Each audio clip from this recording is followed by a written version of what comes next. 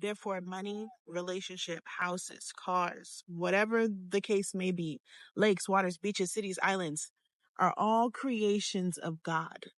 My desire is a creation of God. That's a natural function of being a human being. There's nothing evil about it. Okay? The only power, the only thing that the devil or evil can do is create distortion. That's all it can do, is distort the divinity of our desire, distort the divinity of our power, distort the divinity of the things that God has created here. So it's not about avoiding these things and suppressing these things and giving everything to God and da da da da da, and then being in this like weird place where you want things, but you're not allowed to want things because everything has to come through God. But the way that God comes through you is through your desire. And so now I'm stuck. It's just weird. It's weird and it literally doesn't make any sense. What's good, everybody? And welcome back to my YouTube channel. My name is Solandria. And on this channel, we're talking about all things magnetism, femininity, and just becoming the version of yourself that you hide from the world. So I'm sitting out here. I'm at the creek. Well, this is the lake side of the creek. And I wanted to share today's epiphanies, right? Just kind of where I'm at in life right now. I really want to talk about desire, right? And how desire has just been so demonized in the world that we live in. Desire, depending on if you're religious, desire is evil, right? Desire is, stay away from desire, stay away from temptation, you give everything to God and so and so and so. But I feel like desire is actually how God communicates with you. Desire is how God expresses through you. And so you can either like make up your mind about what you want, right? Like, okay, the next step that I have in my life is to, I don't know, start a family. But desire, God expands your life through the desires that you receive. And if we have a distorted relationship with desire, we're not able to receive the expansion that's just naturally available for us. There's that aspect of it. And then there's also another aspect of you can receive the desire, you can feel the desire, but you're so stuck in lack that instead of just playing with that feeling, instead of just enjoying that feeling, you move into a sadness, right? Because you don't have access to that reality. So for example, right now I want a new car. I have a new car, but I want a newer car. And there are reasons that I want the newer car. And so every time I think about it, immediately I have the desire to get a newer car, to get a better car. And every time that I think about it, I immediately start thinking about, okay, well, I got to fix up my credit. Where am I going to get the money for a new down payment? Between down payment and car insurance, it's going to be so expensive. Maybe I should just stick with what I have. Like, I start getting into the logistics that didn't nobody tell me to get into just yet. Once you start thinking of the how, you are out of God. You are out of your algorithm with God. Once you have a desire and you start asking the question of how, you have stepped out of your realm of expertise. That's not your business. I believe that thoroughly. That's none of your business. And so it's just about feeling the desire, allowing the desire to be there, and allowing the desire time to create a vision. Right? So we can feel a desire, we can get a spark of a vision, and then immediately shut it down out of lack. I don't have this, I don't have that, I've never had this, I don't know anybody who can, I don't know how to, all of the stupidity that we like fill in the blank with. And it was like, nobody told you to do that. Simply have the desire, allow the desire to generate a vision. Allowing that to generate a vision will naturally inspire movement, will naturally inspire the next step. Something will come to you, right? Something will come to you. That is manifestation. Everybody's talking about doing manifesting, right? How do I manifest? I'm going to do a 3-6-9 so that I can manifest. It's not so much about what you're doing. It's more about who you're being and how you're being. You already manifest based off of how you're being now. So it's not a question of how do I manifest. It's a question of how do I align my being with reality that I want to experience in order to naturally manifest it, because that's how it works. So with that being said, I really just want to talk about, hold on, this wind is going ham. Let's see how I talk. Okay, the wind has calmed down a little bit. So with that, I really just want to talk about, how do you match up with the desires that are naturally coming through you and to you, right? They can't be evil. And then let's touch on that topic, right? I feel like with religion, you're not allowed to have desire. Desire is seen like this evil thing. It seemed like temptation.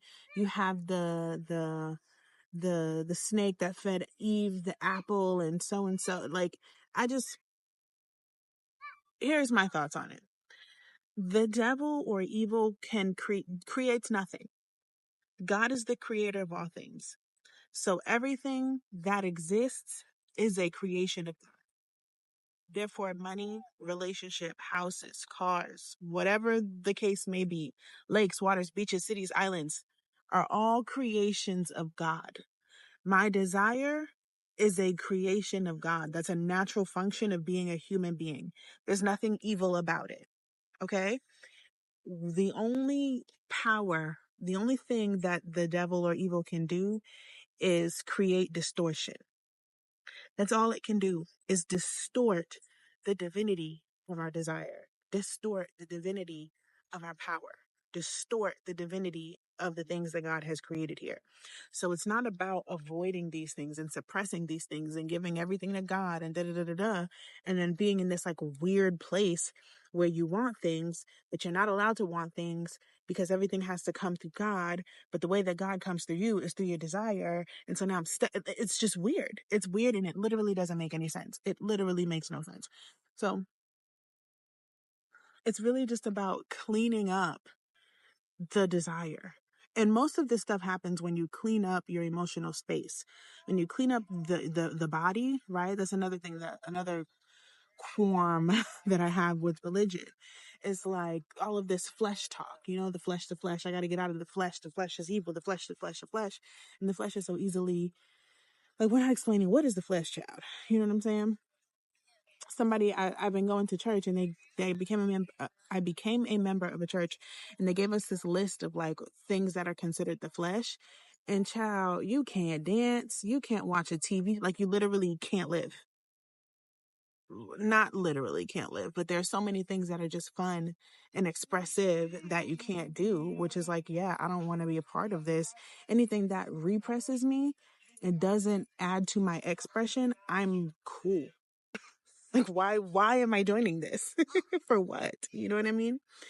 Um, and so it just seems like so many things with the body are demonized. Like the body is just this evil, demonized thing. If the left hand isn't following the rules of the right hand, then cut off the left hand. And it's just like, the body was created by the Most High.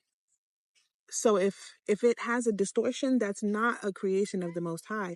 I don't have to cut the body part off, Lord have mercy. I don't have to get rid of the energy altogether. It's not possible. It's a part of my creation. It's inherent in my being. I have to clear the distortion. The distortions do not, this is so my personal opinion, just from my own personal experiences.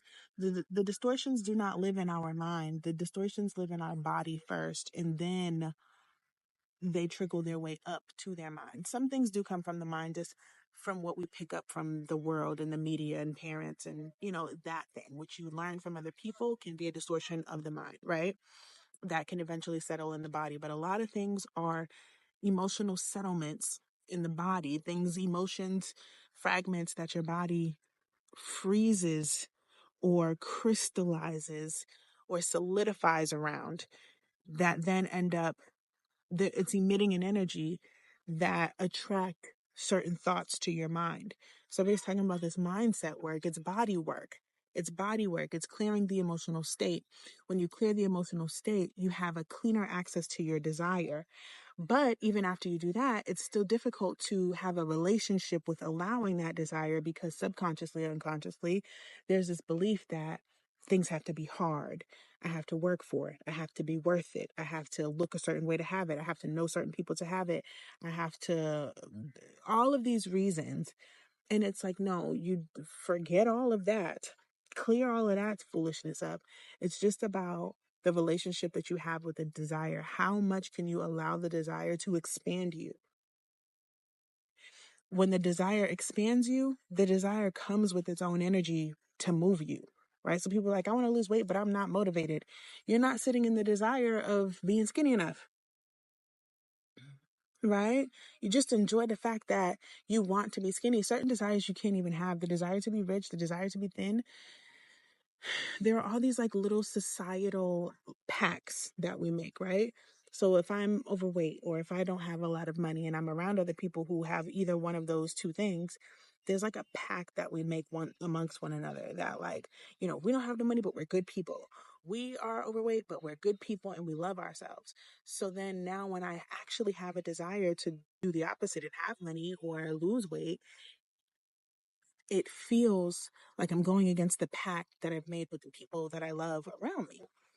Um, and so you have to have awareness of these things in order to, those are the things, simple things, minute things that will cut off your access to your desire.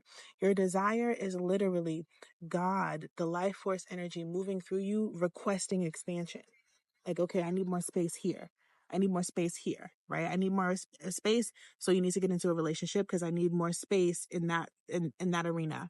I need you to make more money, right? The desire to make more money comes because that's God's own expansion through you saying like, okay, I need us to have new experiences. I need us to live in a different place. I need us to have a different quality of life now.